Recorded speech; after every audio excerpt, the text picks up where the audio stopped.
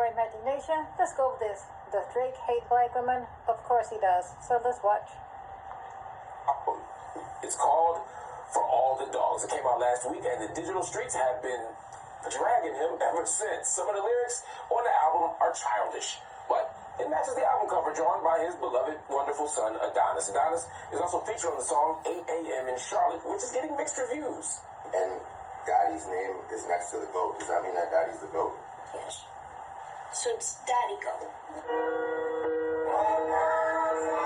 The song is said to be a diss record to Kanye.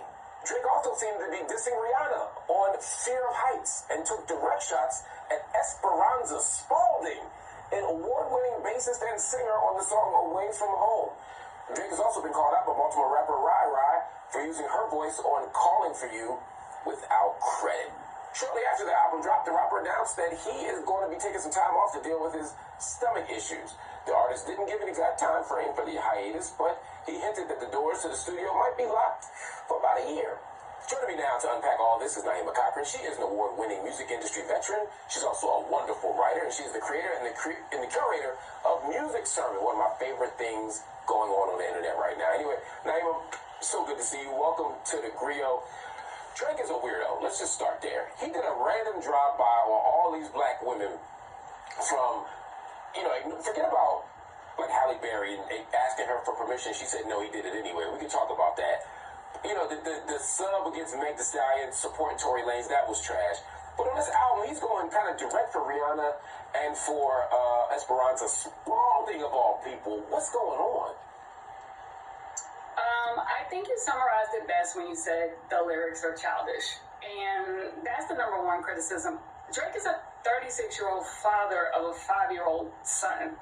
He is a full-grown man.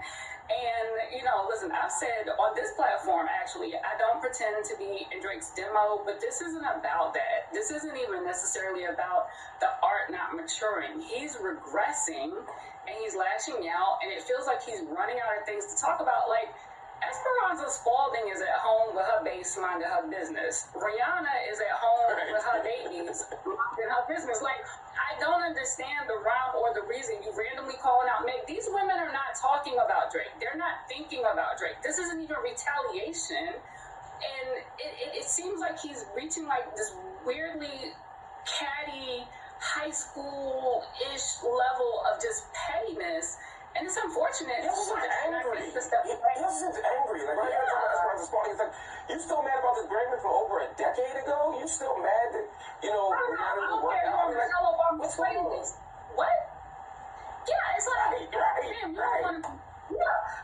Fam, you're one of the biggest selling artists in the world, genre non-specific, period. You have changed the way we do some business in music, and it's not even about Drake's popularity. He will remain popular with a certain demo, but don't you want your art to grow? Like, as an artist, don't you want a different reflection? But I'll be honest, I think that stepping away is exactly what he needs. I don't think Drake has taken a break since he started.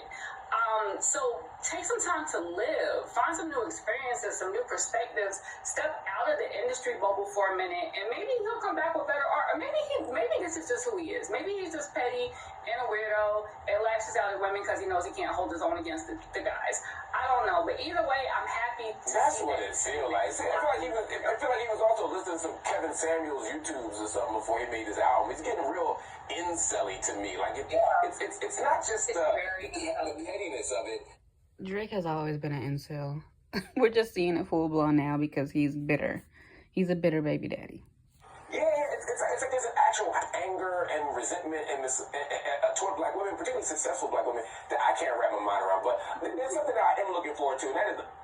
And let me stop it right there. Let me go back a little bit.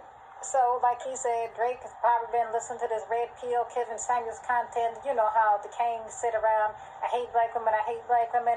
Yeah, you best believe he's listening to that. Most of these kings do. So, yes, he's biracial Tyrone. And all because he's from Toronto don't mean shit to me. People ask me all the time, you like Drake, he's Canadian, you Canadian, and so what? Don't forget, he was on a show called Degrassi, and this dude is an actor. If you ever watched Degrassi, that's the real Drake. Geeky, corny, no swag, no black scent. Now all of a sudden he missed the hood, he got a black scent, and he oh so big and bad. But The guy from the Clips, I can't think of what his name is. I believe Pusha T. He had an album out and he dissed the living hell out of Drake, his baby mama, and a bunch of other things. Drake didn't open up his goddamn mouth. And I hear Future is dragging him right now in one of his songs. I don't know which one because I don't listen to all that mess, but I just go by from what I'm hearing.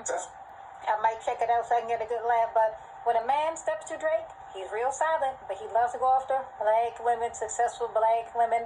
And I wish to God he would just sit down and shut the fuck up. So he's hollering my way, I'm going to take a break because of my stomach. He not taking a break because of his stomach. He know he being dragged up and down the goddamn streets, you know, with that bullshit.